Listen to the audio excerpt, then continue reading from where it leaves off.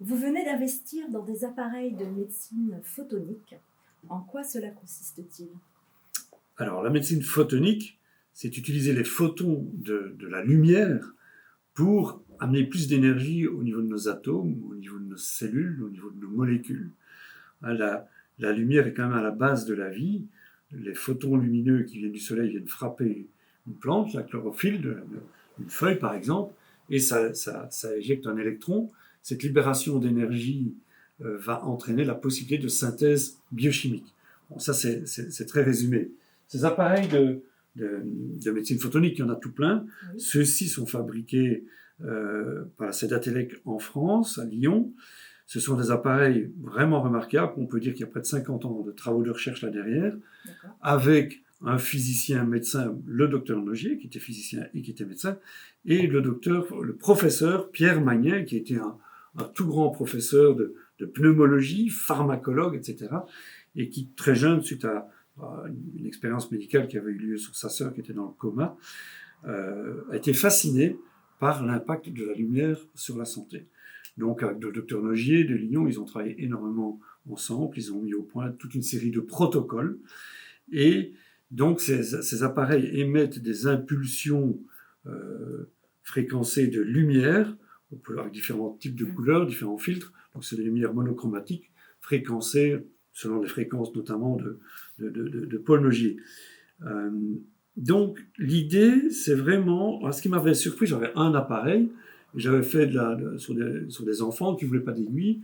Mon infirmière avait utilisé cet appareil sur le pavillon auriculaire. On voyait des résultats assez surprenants. Des enfants qui étaient plus calmes, des enfants qui avaient des blocages digestifs, qui dans les heures qui suivaient pouvaient aller à selle ou des choses comme ça. Donc j'ai vu qu'il y avait un effet. Alors il faut savoir que le pavillon auriculaire est très riche en récepteurs nerveux, en capteurs nerveux, en récepteurs électromagnétiques, oui. Et donc ça donne un accès remarquable à la lumière. Donc, fort de ces observations, puis des rencontres avec d'autres personnes, de la lecture du livre de Pierre Magnin sur la médecine photonique, j'ai investi un deuxième, un troisième, un quatrième appareil. Et aujourd'hui, ce qu'on fait conjointement, et ça je pense que c'est unique en Europe très probablement, donc je fais de l'auriculothérapie avec des aiguilles sur lesquelles on met des électrodes. J'associe une vingtaine, une trentaine de points d'acupuncture, des points tout à fait standards, classiques et très faciles à pacturer. Et puis, je rajoute donc un appareil sur chaque oreille, un appareil au niveau du thorax, un appareil au niveau de l'abdomen. Là, ça m'en fait déjà 5. J'aimerais en avoir plus, un peu dans l'idée des chakras. Enfin, c'est pas trop mon domaine. Cela, je reste assez occidental dans mon raisonnement. Ce qui est sûr, c'est que la lumière et les photons entrent tout à fait dans toutes les découvertes de la physique quantique. À savoir que les électrons qui tournent autour des atomes occupent des orbitales, qui sont des niveaux d'énergie bien quantifiés, bien précis.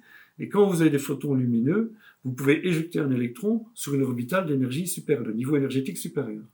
Donc l'atome quitte à ce moment-là son état fondamental, il se trouve dans un état excité, instable.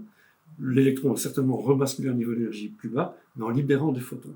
Donc il y avait vraiment un jeu énergétique entre photons et électrons.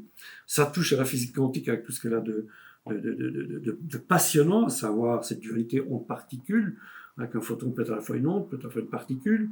Si on mesure sa vitesse, on ne pourra pas mesurer son emplacement, sa localisation. Oui. Il y a une multitude qui peut se trouver à plusieurs endroits à la fois, que si on observe le phénomène, ce processus, il cesse. Donc, on a pu mettre en évidence que l'observation modifie l'expérience et le comportement d'un photon ou d'un électron, voire plus.